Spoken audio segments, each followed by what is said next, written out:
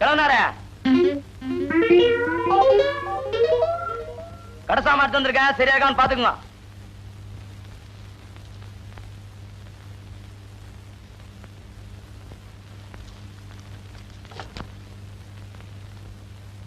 எதை பாத்துறா கிழவ? என்ன சாமிக்கு பூ போட்டுருந்தீங்க அதாங்க? ஆமாண்டா, சாமிக்கு பூ போட்டா கிழவ, மாமிக்கு பூ போட்டா குமர. பெரிய கண்டுபிடிப்பு. இந்த வார்த்தையை என் பொண்டாட்டி எதிரில நீ சொல்லிருக்கணும். மகனே, உன்னை நான் பொடி போட்டிருப்பேன். லிஸ்ட் எடுத்து படுறா. காணா பருப்பு 3 கிலோ, மூணா பருப்பு 2 கிலோ, பீனா பருப்பு 4 கிலோ, தூணா பருப்பு 5 கிலோங்க.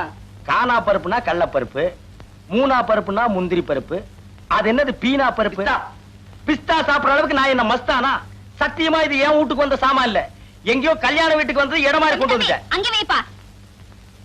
என்னங்க நீங்க வந்த சரக்க திருப்பி அனுப்புறீங்க? பருப்பெல்லாம் கிலோ கணக்குல வந்திருக்கு, அதான் திருப்பி அனுப்புறேன். தம்பி நீ போப்பா. போடா, மூஞ்சி பாரு திருவோடு மாதிரி. என்னங்க தம்பி ஊர்ல இருந்து வர்றான்ல, அதுக்காக தான் எல்லாத்தையும் கொஞ்சம் கொஞ்சமா வாங்கிட்டு வர சொன்னேன். என்னது இதெல்லாம் கொஞ்சம் கொஞ்சமா? எல்லாமே முழுசு முழுசா வந்திருக்கு. அதாண்டி நல்ல வாயை சம்பாதிக்கிறத நார வாயை திங்கிற மாதிரி நான் சம்பாதிக்கிறத உன் தம்பி திங்கிற இருக்குதே.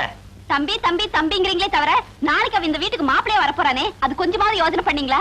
ஒவ்வொரு வீட்டுல மாப்பிளை வர்றாங்கன்னு சொன்னா ஆட்டை பிடிக்கலாமா கோழி பிடிக்கலாமான்னு பதப்பாங்க. இங்க என்னடான்னா ஒரு சிட்டுக்குருவிக்கே வழியை காணும். சிட்டுக்குருவியா? உன் தம்பிக்கு கழுகே பத்தாதுடி.